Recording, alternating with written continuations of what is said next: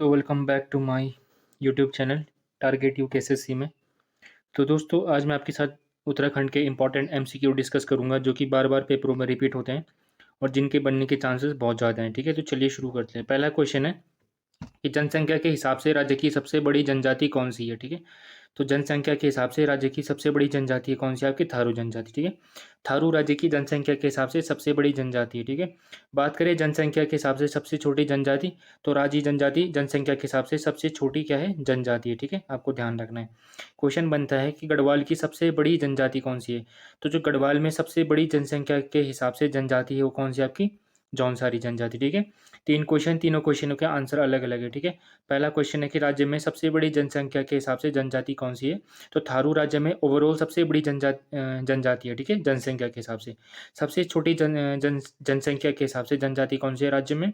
तो राजी जनजाति जनसंख्या के हिसाब से सबसे छोटी जनजाति। ठीक है, गढ़वाल में सबसे बड़ी जनजाति कौन सी है? तो गढ़वाल में सबसे बड़ी जनजाति कौन सी है? आपकी जौनसारी। ठीक है, आपको ध्यान रखना है इतने पॉइंट यहाँ से। अगला क्वेश्चन है कि टिहरी रियासत में अंग्रेजी शिक्षा की शुरुआत किस राजा के द्वारा किया जाता है? तो टिहरी रियासत में अंग्रेजी शिक्षा की शुरुआत प्रताप शाह के द्वारा किया जाता है। ठीक है, कब? 1883 में। 1883 में प्रताप शाह टिहरी में अंग्रेजी विद्यालय की स्थापना करता है और क्या करता है? अंग्रेजी शिक्षा की शुरुआत करता है। ठीक है, आपको ध्यान रखना है। प्रताप, ये क्वेश्चन बहुत बार रिपीट हो चुका है कि टिहरी रियासत में अंग्रेजी की शिक्षा की शुरुआत किसके द्वारा किया गया था? ठीक है, प्रताप शाह के द्वारा 1883 में अंग्रेजी शिक्षा की शुरुआत की गई थी। ठीक है, कहाँ पे? टिहरी गढ़वाल में। ठीक है, लाखू गुफा राज्य में किस जनपद में मौजूद है? तो ये प्रागैतिहासिक स्थल है। कौन सा? लाखू उड्यार। ये कहाँ है? आपका अल्मोड़ा जनपद में स्थित है और किस नदी के तट पे है? ये आपका सुयाल नदी के तट पे है। ठीक है, आपको ध्यान रखना है किस नदी के तट पे है? सुयाल नदी के तट पे स्थित है। ठीक है, इसकी खोज किसने की थी? इसकी खोज की थी महेश्वर प्रसाद जोशी जी ने। कब की थी? 1968 में की थी। ठीक है, कब की थी? 1968 में की थी। और किसने की थी? महेश्वर प्रसाद जोशी ने की थी। ठीक है, आपको ध्यान रखना है। अगला क्वेश्चन है परिमार्जन नेगी का संबंध किस खेल से है? तो इंपॉर्टेंट क्वेश्चन है परिमार्जन नेगी से। तो परिमार्जन नेगी का संबंध किससे? शतरंज से है। ठीक है, परिमार्जन नेगी क्या है? शतरंज के खिलाड़ी है और इनका संबंध किससे? चमोली जनपद से। ठीक है, आपको ध्यान रखना इनका संबंध किस जनपद से? इनका संबंध है आपका चमोली जनपद से। ठीक है, ये सबसे कम उम्र के क्या थे? इंटरनेशनल मास्टर थे। ठीक है, आपको ध्यान रखना है जो परिमार्जन नेगी थे ये सबसे कम उम्र के क्या थे? इंटरनेशनल मास्टर थे। किसमें? शतरंज में। ठीक है, और इनका संबंध शतरंज से है और ये किस जनपद से संबंधित है? आपके चमोली जनपद से संबंधित है। ठीक है, इनसे एक इंपॉर्टेंट क्वेश्चन और एक, इनको 2010 में अर्जुन पुरस्कार से भी सम्मानित किया जा चुका है। ठीक है, तो अर्जुन पुरस्कार से इनको कब सम्मानित किया गया था? 2010 में किया गया था। ठीक है, हिमालय बुग्यालों की मदर टेरेसा कहा जाता है। तो हिमालय बुग्यालों की मदर टेरेसा किसको कहा जाता है?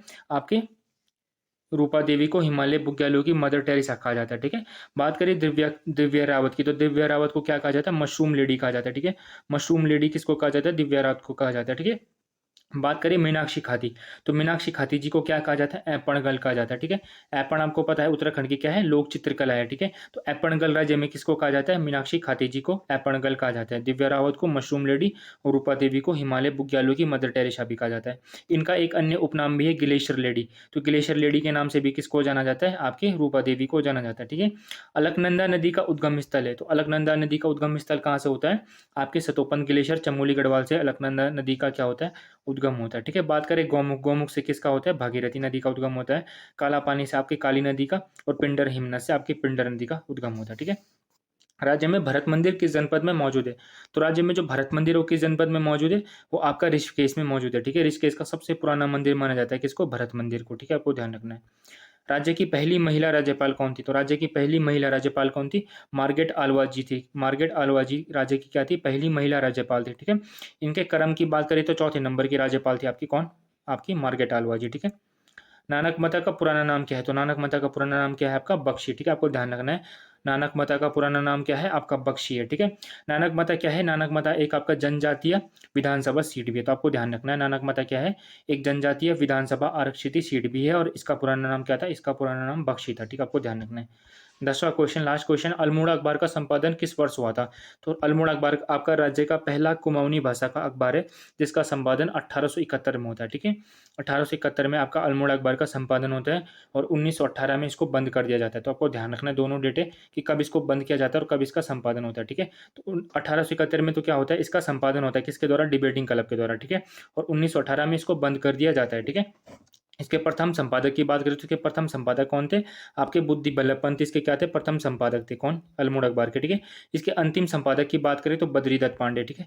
बद्रीदत्त पांडे क्या थे? इसके अंतिम संपादक थे, ठीक है। तो बा से आप ध्यान रख सकते हैं। बा से बुद्धि बल्लभ पंत पहले संपादक और बा से बद्रीदत्त पांडे अंतिम संपादक, ठीक है। होप सबको वीडियो पसंद आए। अगर वीडियो पसंद आती है तो प्लीज़ वीडियो को लाइक कीजिएगा, चैनल को सब्सक्राइब कीजिएगा ताकि आपको ऐसी अच्छी वीडियो मिलती रही, ठीक है। Thank you for watching.